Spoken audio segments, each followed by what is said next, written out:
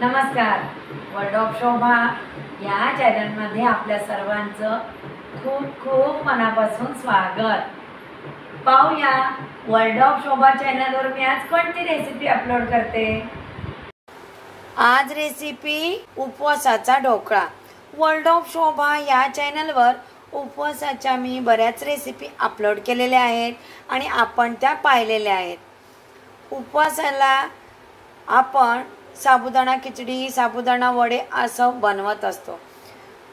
पण उपवासाचे दही वडे, उपवासाचे कटलेट, उपवासाची कचोरी, उपवासाचे वडे ह्या अशा रेसिपी मी वर्ल्ड ऑफ शोभा या माझ्या रेसिपी चॅनलवर अपलोड केलेल्या आहेत. आता मी जे साहित्य ढोकळा बनवताना त्यामध्ये वापरते, जर मैत्रिणींनो तुम्ही त्यातलं एखादं साहित्य उपवासाला वापरत नसाल, उपवासाला खात नसाल तर तुम्ही स्किप करू शकता. मी इथे भगर घेतलेली आहे, म्हणजेच वरई. आपण उपवासाला जी भगर वापरतो ती भगर 1 कप मी निवडून घेतलेली आहे. बाउलमध्ये भगर घेते, पाणी धुवून घेते. 4 ते 5 पाण्याने मी भगर धुवून घेतलेली आहे. पाणी घालते. 10 मिनिटं भगर पाण्यामध्ये भिजत ठेवते. हिरवी मिरची 1 मी चिरून घेतलेली आहे.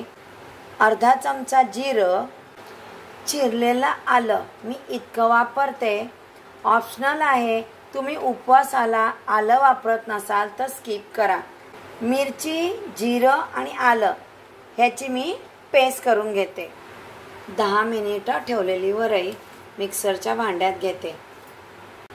मिक्सरला मी वाटून घेणार आहे, पण खूप पाणी घालायचं नाही. लागेल तितकंच पाणी यामध्ये ॲड करायचं आणि फाईन पेस्ट करणार नाही. मी फाईन पेस्ट केली तर माझी एक टीप आहे, ढोकळा फुलणार नाही. रवाळ वाटायचं आहे. मी आता रवाळ वाटून घेते. हे पहा, असं वाटून घेतलेलं आहे. बाउलमध्ये बॅटर काढते. साबुदाणा पीठ. साबुदाणा पीठ मी घरीच बनवलेलं आहे. अर्धा कप साबुदाणा पीठ, अर्धा कप दही मिक्स करते. थोडं पाणी घालते. पुन्हा मिक्स करते पाणी घालून बॅटर. 15 मिनिटं हे बॅटर मी झाकून ठेवते. 15 मिनिटं झाली. वाटलेली पेस्ट, 1 चमचा तेल, चवीनुसार मीठ. तुम्ही उपवासाचं मीठ वापरू शकता. बॅटर मिक्स करते. खायचा सोडा.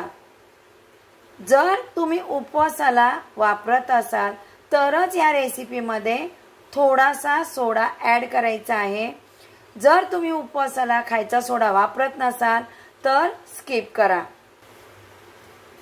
1 चिमूट खायचा सोडा, 1 चिमूट भर मिक्स करते. ढोकळ्यासाठी बॅटर असं हवंय. हे पहा, बॅटर तयार आहे.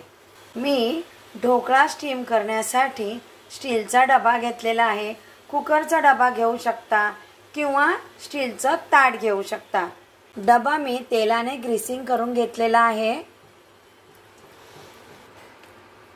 बॅटर ओतते डब्यामध्ये. बॅटर डब्यामध्ये व्यवस्थित करून घेतलेला आहे. पांढरे तीळ 1 चमचाभर.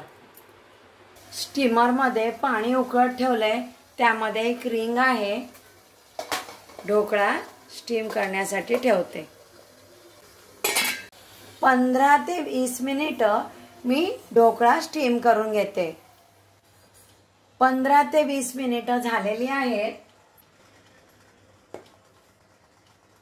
ढोकळा व्यवस्थित तयार झालेला आहे. ढोकळा मी थंड करून घेते.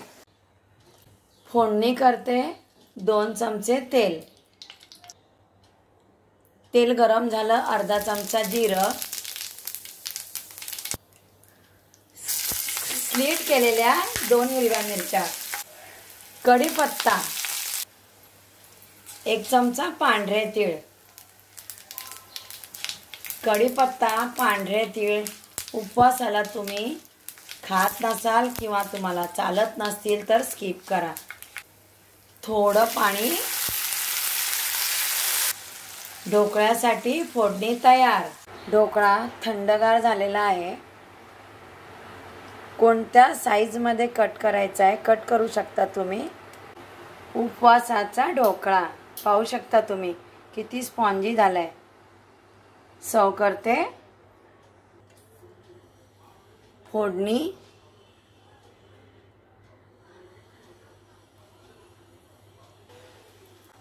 उपवासाचा ढोकळा, त्याबरोबर खोबऱ्याची चटणी. कोथिंबीर चटणीमध्ये वापरली नाही.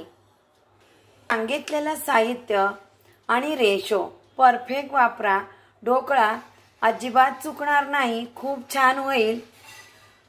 वर्ल्ड ऑफ शोभा या चॅनलला सबस्क्राईब करा. यूट्यूबवर जाऊन वर्ल्ड ऑफ शोभा सर्च करा आणि सबस्क्राईब केल्यानंतर बेल आयकॉन क्लिक करा. मी रेसिपी अपलोड केल्यानंतर त्याचं नोटिफिकेशन आपल्याला पटकन पाहायला मिळेल. नमस्कार.